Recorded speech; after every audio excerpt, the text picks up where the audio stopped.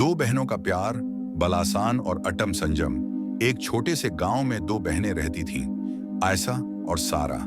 आयशा बड़ी बहन थी, तकरीबन 20 साल की, और सारा 17 साल की। ये दोनों बहनें हमेशा एक दूसरे के साथ रहती थीं, खेलती थीं, हंसती थीं और एक दूसरे की खुशियों और दुखों में शामिल होती थीं। उनके माता पिता मेहनती थे, लेकिन साधारण हालात में रहते थे। घर छोटा था और जीवन की कठिनाइयां उनके ऊपर छाई हुई थीं। आयशा पढ़ाई में बहुत होशियार थी। वह शहर के कॉलेज में दाखिला लेना चाहती थी और डॉक्टर बनना चाहती थी। सारा भी बहुत बुद्धिमान और खुश मिजाज थी, लेकिन वह अपनी बड़ी बहन के साथ हमेशा प्यार और स्नेह में रहती थी। एक दिन सारा ने कहा, आयशा, तुम्हें शहर जाना है। मैं चाहती हूं कि तुम अपने सपने पूरे करो। मैं यहां घर संभाल लूंगी। आयशा ने मुस्कुराते हुए कहा, सारा, मैं तुम्हारे बिना नहीं जा सकती, लेकिन मैं जानती हूं कि यह मौका बार बार नहीं मिलेगा। हम एक दूसरे के प्यार के लिए बलिदान देंगे। यह पहला पल था जब दोनों बहनों ने समझा कि प्यार केवल खुशी बांटने में नहीं, बलिदान देने में भी है। शहर जाने के लिए आयशा को शिक्षा के लिए छात्रवृत्ति की जरूरत थी। उनके पिता की आमदनी सीमित थी और घर के खर्चों में बढ़ोतरी एक समस्या थी।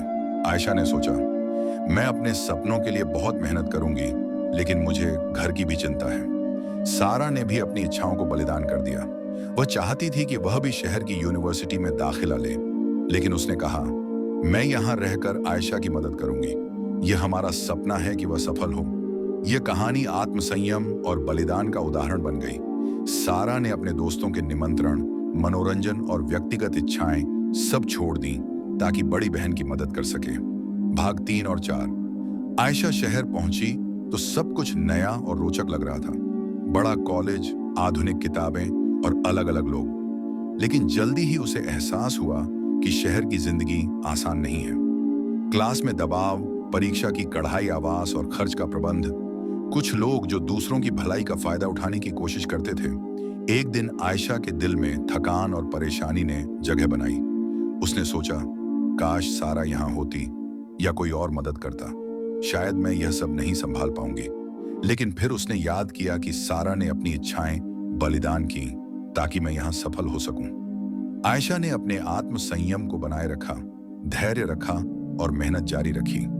दूसरी तरफ सारा घर पर थी। वह माता पिता की देखभाल कर रही थी, छोटे भाई बहनों की पढ़ाई में मदद कर रही, दो थी घर के रोजमर्रा के काम संभाल रही थी।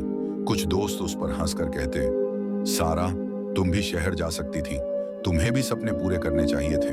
सारा मुस्कुराते हुए जवाब देती, मैं खुश हूं कि आयशा के सपने पूरे हो रहे हैं। यही प्यार है कि हम एक दूसरे के लिए बलिदान करते हैं और आत्मसंयम रखते हैं। यहाँ एक और सबक सामने आया। सच्चा प्यार केवल शब्दों या भावनाओं में नहीं, बल्कि कर्म और बलिदान में होता है।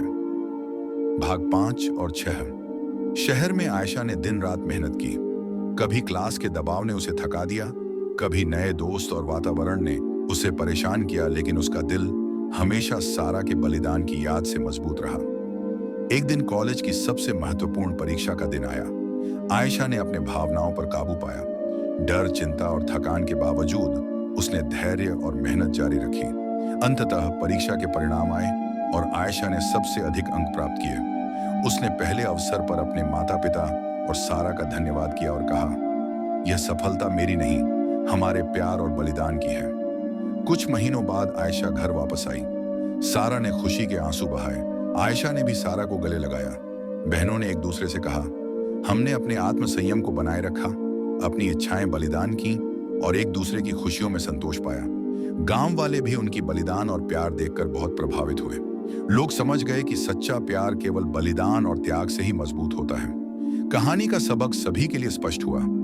आत्मसंयम मनुष्य को मजबूत बनाता है। प्यार में बलिदान और त्याग आवश्यक है। पवित्र संबंध हमेशा शांति और सम्मान लाते हैं। आयशा और सारा ने न केवल अपने सपने पूरे किए, बल्कि एक दूसरे के लिए सच्चा प्यार और बलिदान का व्यावहारिक उदाहरण भी दिया। यह कहानी हमें सिखाती है कि प्यार केवल शब्दों में नहीं, बल्कि कर्मों में भी दिखता है। आत्मसंयम और बलिदान हमें जीवन में वास्तविक सफलता और शांति देते हैं। अगर आपको यह वीडियो पसंद आई हो तो इसे लाइक करें, अपने दोस्तों और रिश्तेदारों के साथ शेयर करें और हमारे चैनल को सब्सक्राइब करना ना भूलें। इंशाअल्लाह हम फिर मिलेंगे ایک نئی ویڈیو کے ساتھ. تب تک کے لیے اللہ حافظ.